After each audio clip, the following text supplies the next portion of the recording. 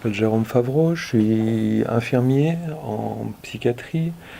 Je suis prof à la Haute École de la Santé de la Source, dans la Haute École spécialisée de Suisse occidentale, et infirmier spécialiste clinique dans le service de psychiatrie communautaire du CHUV. Un de mes buts, c'est de joindre la clinique, la recherche et l'enseignement.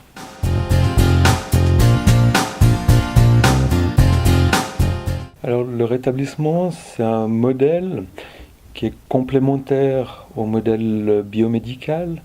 Le modèle biomédical essaie de comprendre quelles sont les causes de la maladie, de pouvoir instaurer un traitement, alors que le modèle du rétablissement est un modèle qui est construit sur l'expérience des personnes qui se sont rétablies de troubles psychiatriques sévères. Donc c'est un modèle plutôt de salutogénèse, c'est comment est-ce qu'on fait une fois qu'on a une maladie grave comme la schizophrénie ou un trouble bipolaire, qu'est-ce qu'on peut faire pour se rétablir. Être rétabli, ça veut dire être capable d'avoir une vie riche et pleine, basée sur l'espoir et l'autodétermination. Et ce qu'on a appris en étudiant les témoignages de personnes qui se sont rétablies de troubles psychiatriques sévères, c'est qu'il y a un certain nombre d'étapes dans ce processus de rétablissement.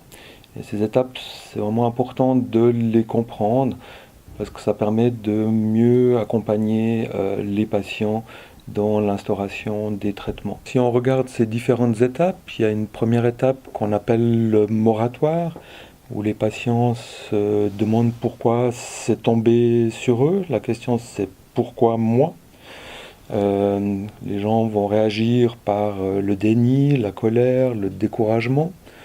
Donc dans cette étape, c'est vraiment important d'engager la personne dans les soins. Ensuite, il y a une deuxième étape qui est l'étape de la conscience, où tout d'un coup les gens réalisent qu'ils ont un trouble qui peut interférer avec leur croissance. C'est une étape où il y a un certain nombre de risques, parce que les gens peuvent se décourager, se désespérer quand ils découvrent ça. Donc là, ça va être extrêmement important de donner de l'espoir aux patients. C'est utile de travailler avec des patients rétablis qui peuvent accompagner les patients qui sont en début de traitement.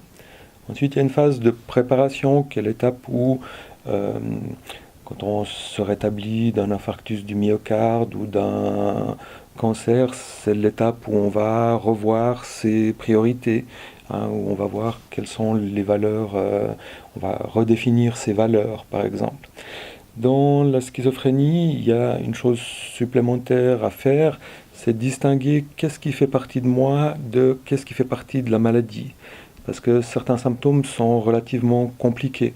Par exemple, dans les hallucinations verbales, l'hallucination fait partie de la maladie, mais ce que disent les hallucinations fait partie de mon histoire. Donc c'est un travail assez complexe. Ensuite, il y a une phase de reconstruction, qui est la phase où on avance vers ses objectifs de vie. Et la dernière étape est cette étape de croissance, où les gens décrivent mener une vie riche et pleine, basée sur l'espoir et l'autodétermination.